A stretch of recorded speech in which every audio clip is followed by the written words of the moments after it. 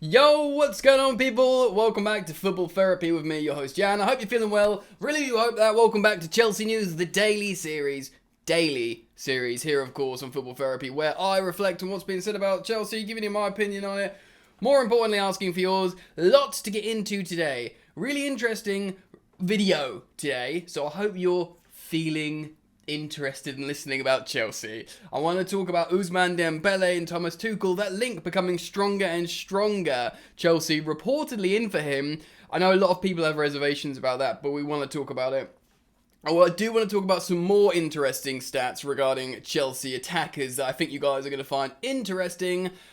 Also, we're apparently monitoring the Dušan Vlahović situation. I'm going to reference that a little bit. So make sure you do subscribe if you like the content, if you think you might be interested. If you've subscribed, hit the bell notifications icon, turn on all noties.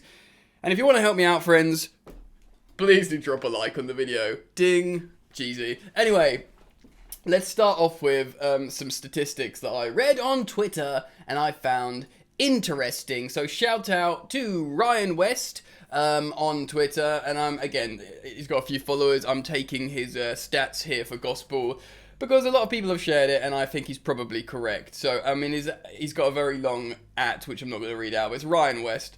He's basically talking about Ziyech, Lukaku, Havertz, and Werner, their stats at their previous clubs to Chelsea. Now, I wanted to talk about this today because this is pretty much linked to what I was discussing in yesterday's video with their stats at Chelsea. So, you know, make sure you go and watch yesterday's video as well. It's quite a long one, but I think it was good and it was interesting. So, yeah, so it's relevant. And remember what I've been talking about. Again, in yesterday's video, I've been talking about the fact how we misuse the attackers. You know, they are talented. I went on like a rant at the end and spoke about how all these players are good. People just sort of see them not work in the Chelsea team and they get frustrated. Understandably, and it's when you love football, when you love your club and stuff like that, it's difficult to like disassociate yourself from your frustrations and pretty much look at like, excuse me, the situation. So Ryan West had this to say: Hakim Ziyech at Ajax, he played 165 games in that time, bearing in mind he was like a creative 10 sort of more player. In that time, he got 49 goals and 81 assists. So what's that? That's 130? 130 or was it 140? No, it was 130. 130 goal involvements in 165 games. For a creative player that sort of floats around, insane, incredible. Lukaku at Inter, 2 seasons at Inter, he played 95 games and scored, if we're to believe this, and I'm going to believe Ryan West here because no one's called him out. Okay, so 95 games, he scored 87 goals and got 29 assists. That's incredible. That's way over a goal involvement per game. 87 goals and 29 assists. That is absolutely incredible. What's that, 117 or something? My maths is awful. In 95 games, that's absolutely insane from Lukaku at Inter. Incredible. Now, Havertz at Leverkusen, Kai Havertz for Bayer Leverkusen. This isn't as amazing because bearing in mind he was played everywhere. He had 150 games at Leverkusen, scoring 46 goals and 31 assists. Now, Bayer Leverkusen aren't a massive team in the Bundesliga. They're actually called Bayer Leverkusen as like a nickname out there because they never win anything. It's like a sort of, you know, joke term for them. So, but towards we bought him when he was what, 20? Like, he was very young, you know. So, and he'd just been scoring loads. His previous 2 seasons were his explosive seasons at Leverkusen. So, most of those 46 goals and 31 assists probably came relatively soon prior to us buying him. Still an amazing return for a player that was known for his like movement and creativity and stuff like that. Alright, and then Timo Werner at RB Leipzig, and this won't surprise you, 159 games, 95 goals and 40 assists. That's 135 goal involvements in 159 games. So that is absolutely insane. And also, just quickly, I want to say on Timo Werner, there was that recent quote on him talking to, he was being interviewed for Premier League, and he said, he was being asked about the fans loving him so much because the fans are always singing his name, etc., etc. And he's like, oh, sometimes I don't know why they support me because I miss chances, which is quite a sweet thing. But I listened to the Football Ramble podcast, and Andy Brassel, who's a European football expert, mentioned how in the Bundesliga he was actually a really disliked guy, like not because because he moved to RB Leipzig, who is of course the Red Bull franchise, and everyone in the Bundesliga, they're fan-owned, all the teams, and they really dislike that club. It was the most hated club in Germany, and because Timo Werner left Stuttgart for them, he has like a horrible sort of chant about him and gets a lot of abuse in the Bundesliga. So when he comes to the Premier League, opposition teams don't abuse Timo Werner at all. He doesn't get the Marcus Alonso treatment. The only fan treatment he gets is Chelsea fans constantly like lavishing him with love and praise. So he probably doesn't know how to feel about it. Do you know what I mean? Like, he's banging loads of goals when he's getting abused. Comes over here, he can't hit a barn door, and everyone loves him. It must be like some head trip, bro. Crazy. Anyway, I wanted to talk about those stats. Because I found them really interesting, and they go exactly with what we were talking about in yesterday's video. And I'd urge you to go check out yesterday's video if you're yet to watch it, friends. Alright, so let's move on. We are going to talk about Ousmane Dembele in just a moment. Let's talk about Dušan Vlahović, who is of course being heavily linked to Arsenal. In fact, to the point where it was reported that a transfer bid was agreed with Fiorentina. I don't know if that's true. Maybe Arsenal would be a good move for him in terms of profiles of club. But the biggest clubs are looking at him. His goal returns of late have been amazing. So, anyway, I'm going to read this from Court Offside, and then we're going to end talking about Ousmane Dembele, which is very interesting. Chelsea are reportedly among a number of top clubs keeping close tabs on Dušan Vlahović transfer situation, as he seemingly has some doubts about joining Arsenal. Oh yeah. The Serbia international looks a world-class talent, but we know players look world-class talent, and then we bring them to Chelsea, and we reach the aforementioned problems that we've just been discussing.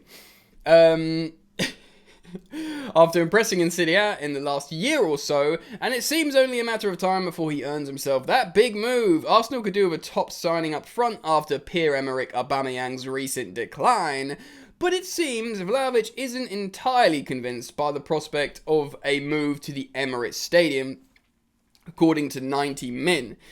In fairness, Arsenal haven't been in the Champions League for a few years now, true, and have quite a long way from being serious contenders for the Premier League title, true, and other major honours, so there's no doubt Vlahović could do better than them, and that's no disrespect to Arsenal, really.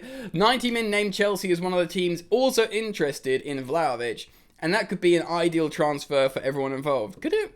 The Blues are going through a difficult run of form at the moment, with Romelu Lukaku making the headlines for all the wrong reasons. After a controversial recent interview with Sky Italia, the Belgium international hasn't made the most convincing start to life at Stamford Bridge, boy don't we know it, since his move from Inter Milan last summer, and Vlahović could perhaps be an ideal replacement for him. Thomas Tuchel's side won the Champions League last season and it could be contention to do so again this term, so Vlahović could fulfill his potential and match his ambitions by joining Chelsea. Loads of other clubs want him. Let's talk about this. Alright, have I switched the cameras appropriately? Yes, I have. So, Vlahović, he is an amazing striker. I think he's probably going to overtake Mitrovic for the striker of his national team. I've been burned before, brothers and sisters. I've been burned before. We've seen amazing strikers come from all around Europe and join Chelsea, and we have a unique way of either killing their soul, killing their finishing ability, or just generally misusing them. Very rarely do we bring in a European import and they just work. I don't know, it's the pressure of big price tags. Maybe we need to bring in like a 15 million euro striker and play him up front and say, look, if you get 10 goals a season, if you get 10 Premier League goals a season, that's an improvement, mate. Do you know what I mean? And we stop buying these players. They're like, oh, they're going to get us 25 Premier League goals a season. It's just, we got to stop. To be honest, look, man. The elephant in the room is the fact that we signed Romelu Lukaku. You don't bring in Vlahović and keep Lukaku. There must be like an understanding behind the scenes of like, look, mate, this isn't working. We will sell you if you want to go. And he's probably thinking, yeah, this isn't working. I want to go. You can't go back to Italy though. If you go, you got to go to PSG. They've offered us £85 million or £80 million. So he goes, yeah, all right. I speak French, and you know what? I fancy I'll bang a load of goals out there. And Lukaku's only won 2 trophies, 2 league titles. He's won the Belgium league title in Inter, and he's 28 going on 29. He's a great striker. He fancies himself as like a world-class player. He'll want some trophies. He speaks French. If they're like, go to PSG, you'll just win everything always. He might be like, yeah, screw it. Do you know what I mean? And then you'll have money. You could bring in like Vlahović. Again, if you haven't watched yesterday's video, I'd urge you to watch it, because I haven't like necessarily given up on Lukaku. I'm just being quite philosophical and agnostic about it all. Sounds like my washing machine's about to explode. Let's talk about Ousmane Dembele.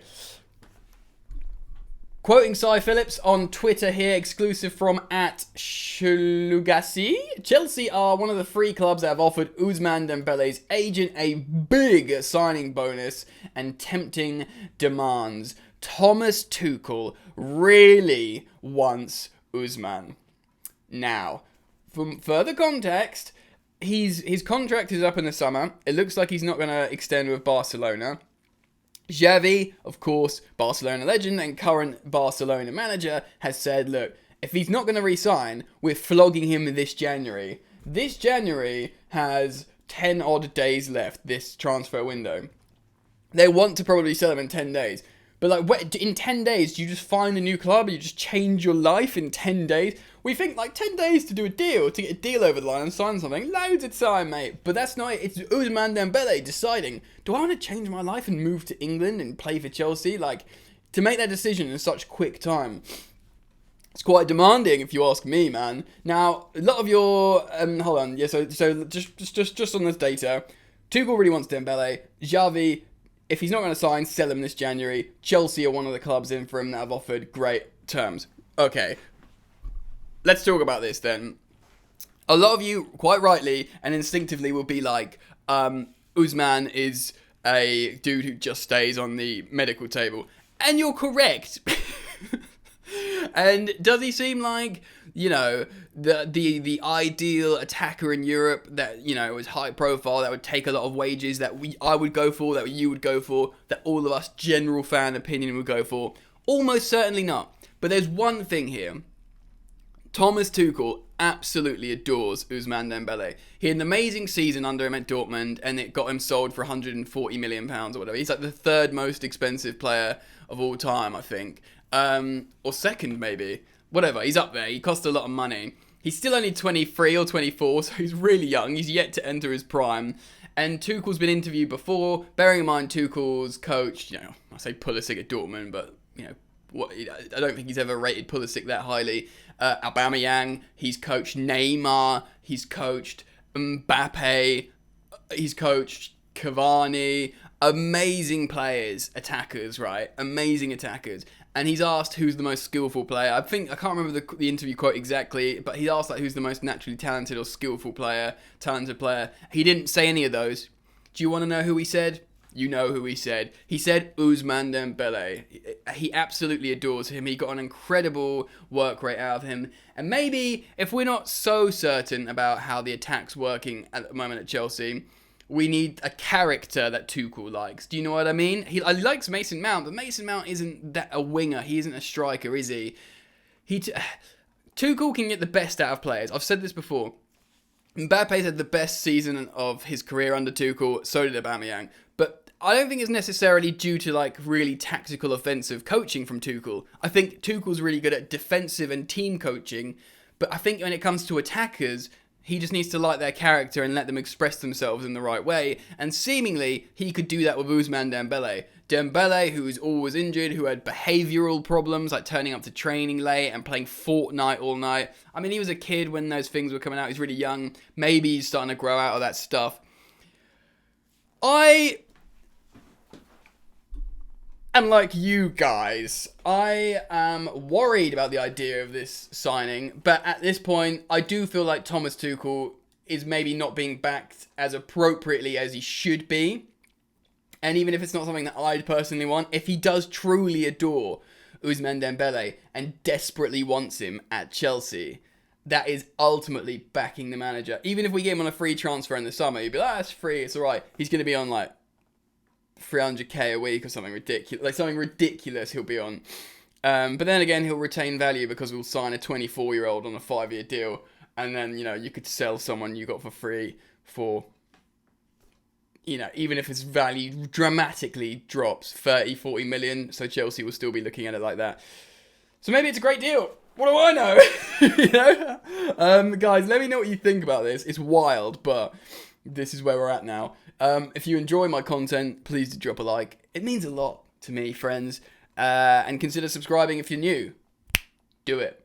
Hit the bell notifications icon. Enjoy the football. I'll see you later. Way so tough with that bad boy tuck. I'ma get it how I'm living. I'ma walk the walk.